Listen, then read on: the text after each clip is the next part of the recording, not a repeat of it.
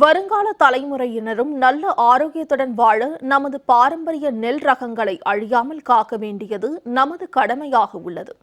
அழிந்து வரும் பாரம்பரிய வாளான் சம்பா நெல் ரகத்தை பயிரிட்டு மற்ற விவசாயிகளுக்கு எடுத்துக்காட்டாக விளங்கும் திருச்சியை சேர்ந்த இயற்கை விவசாயி பற்றிய செய்தி தொகுப்பை தற்போது காணலாம். திருச்சி மாவட்டம் ஸ்ரீரங்கம் தொகுதிக்கு உட்பட்ட கோப்பு கிராமத்தைச் சேர்ந்த விவசாயி தர்மராஜ். இவர் தனது விவசாய நிலத்தில் வாழை, கரும்பு மற்றும் நெல் போன்றவற்றை பயிரிட்டு வந்த நிலையில் நம்மாழ்வார் மற்றும் நெல் ஜெயராமன் ஆகியோரின் கருத்துக்களால் ஈர்க்கப்பட்டார். இயற்கை விவசாயத்தில் ஏற்பட்ட ஆர்வம் காரணமாகவும் பாரம்பரிய நெல் ரகங்களால் ஏற்படும் நன்மை குறித்தும் தெளிவு பெற்ற நிலையில் தற்போது இயற்கை விவசாயத்தை முன்னெடுத்துள்ளார். குறிப்பாக அழைந்து போன அதிக சத்துமிக்க அரிசி ரகங்களை தற்போது பயிரிட்டு மக்களுக்கு வழங்கி வருகிறார். அந்த வகையில் பெண்களின் உடல் நலத்திற்கு மிகவும் முக்கியத்துவம் வாய்ந்ததாக கருதப்படும் பாரம்பரிய வாளான் சம்பா நெல் ரகத்தை தனக்கு சொந்தமான பெட்டவாய்த்தலை பரளி கிராமத்தில் உள்ள 4 ஏக்கரில் பயிரிட்டுள்ளார் விவசாயி தர்மராஜ்.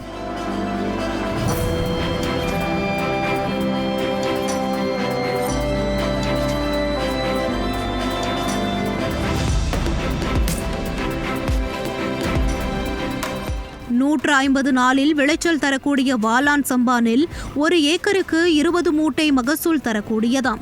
62 கிலோ எடையுள்ள வாளான் சம்பா நெல் மூட்டை 2500 முதல் 3000 ரூபாய் வரையிலும், சந்தையில் 1 கிலோ வாளான் சம்பா அரிசி 100 முதல் 200 ரூபாய் வரையும் விற்பனை செய்யப்படுகிறது. கோடை காலத்தின் போது அதிக காற்று வீசும் தருணத்தில் மற்ற நெற்பயிர்கள் விளைச்சல் தராத நிலையில் கோடை வெப்பத்தையும் காற்றையும் தாங்கி வளரக்கூடிய இந்த வாளான் சம்பா நெல் புதிய நெல் ரகங்கள் வருகையினாலும் குறைந்த நாட்களில் நெல் அறுவடை செய்யும் முனைப்பில் புதிய ரகங்களை விவசாயிகள் நாடியதாலும் தற்போது அழிந்துவிட்டதாக கூறுகிறார் இயற்கை விவசாயி தர்மராஜ். பெண்களுக்கு ஏற்படும் மார்பக புற்றுநோய், கருப்பை புற்றுநோய், சர்க்கரை நோய் போன்ற பெரும்பாலான நோய்களை தீர்க்கும் தன்மையுடைய இந்த ரக பாரம்பரிய அரிசியை உணவாக எடுத்துக்கொள்ளும் போது பலவித நோய்களை கட்டுப்படுத்தலாம் என்கின்றார் தர்மராஜ். இதை காப்பரிசின்னு சொல்லுவாங்க. பொதுவாக இந்த வாளான் அரிசியோட எள்ளு, நாட்டு சர்க்கரை கலந்து சாப்பிடும்போது இது ரொம்ப சுவையாகவும் இருக்கும். இது காலப்போக்கில் கொஞ்சம் கொஞ்சமாக குறைஞ்சிக்கிட்டே வருதுங்க. இது என்னென்னு பார்த்தீங்கன்னா, ஒரு 150 நாள் 160 நாள் வயசுங்கிறதுனால இந்த தண்ணி கம்மியாக வர்ற காலத்தில் விவசாயிகளால் சாகுபடி பண்ண முடியாமல் போகுது. அடுத்து இது மெயினாக இந்த கோடை காலத்தில் கரெக்டாக இந்த ஆடி மாதம் அறுவடைக்கு வர்ற மாதிரி வரும். மித்த காத்தடி காலத்துலலாம் மித்த நெல்லுக வராது. ஆனால் இந்த நெல் பார்த்திங்கன்னா அந்த காத்தடி காலத்துலேயும் வெயிலையும் தாங்கி இது நமக்கு ஒரு நியாயமான ஒரு மகசூல் கொடுக்கும். இதை நம்ம சாப்பிட்றப்ப உங்களுக்கு பின்னாடி அவங்களுக்கு இந்த பீரியட்ஸோட தொந்தரவு வராது. அடுத்து அவங்களுக்கு இந்த கர்ப்பப்பை புற்றுநோய் இந்த மாதிரி இதெல்லாம் வர்றதில்ல. அந்த காலத்தில் வராமல் தாங்க இருந்துச்சு. இப்போ இன்றைக்கி கண்டிஷனில் பார்த்திங்கன்னா நிறையா பேர்த்துக்கு பெண்களுக்கு மார்பு புற்றுநோயும் இந்த கர்ப்பப்பை புற்றுநோயும் நிறையா வந்துட்டுருக்கு. அதுக்கு இந்த மாதிரி பாரம்பரிய நெல்லை நம்ம மீட்டெடுத்து இந்த மக்களுக்கு தமிழ்நாடு பூரா இந்த ரகத்தை நம்ம பரப்பி கொடுக்கணும். பல்வேறு மகத்துவம் கொண்ட இந்த வாளான் நெல் ரகத்தை ஆடி மாதம் மட்டுமின்றி எல்லா காலங்களிலும் கிடைக்கும் வகையில் அரிசியை வழங்குவதற்காக முயற்சி செய்து வருவதாக கூறிய தர்மராஜ், அழிந்து வரும் இந்த ரகத்தை காப்பாற்ற விவசாயிகள் தங்களது குடும்ப தேவைக்காவது குறைந்த அளவு பயிரிட வேண்டும் என கேட்டுக்கொண்டார்.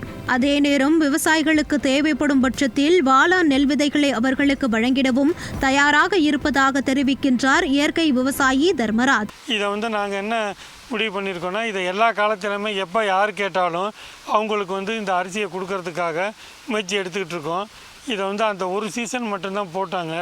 இது இன்னொரு சீசனும் நாங்கள் போட்டு பார்த்துக்கிட்டு இருக்கோம். அது எப்படி மகசூல் வருதுன்னு பார்த்துட்டு இது அழிஞ்சிக்கிட்டே வருதுங்க. இதை எப்படியாவது காப்பாற்றி இந்த நெல்லை பயன்படுத்தணும். இன்னொன்று விவசாயிகள்லாம் பார்த்திங்கன்னா அவங்கவுங்க குடும்பத்திலையாவது கொஞ்சம் கொஞ்சம் போட்டுட்டு இதை பயன்படுத்தி இதை தன்னோட வம்சாவளிகளுக்கு மக்களுக்காவது இதை கொடுக்கணும்னு சொல்லி நான் கேட்டுக்கொள்கிறேன்.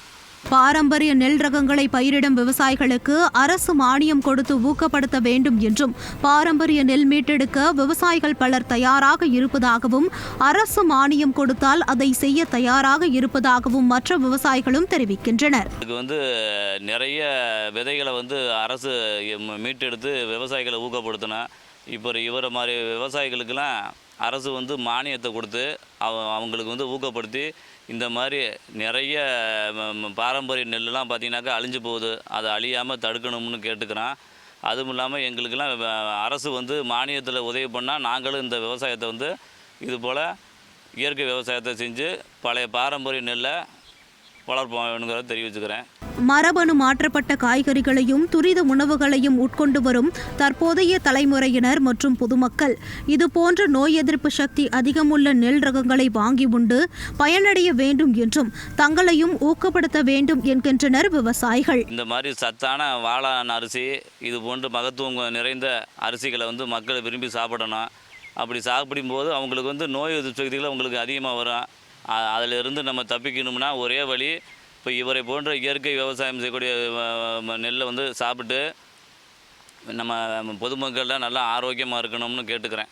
தமிழக அரசு இதுபோன்று அழிந்து வரும் நெல் ரகங்களை மட்டுமல்லாமல் சிறுதானியங்கள் மற்றும் நாட்டு காய்கறிகளை பயிரிட விவசாயிகளுக்கு மானியம் உள்ளிட்ட சலுகைகளை வழங்கி பாரம்பரிய பயிர்களை காக்க நடவடிக்கை எடுக்க வேண்டும் என்பதே விவசாயிகளின் ஒட்டுமொத்த கோரிக்கையாக உள்ளது.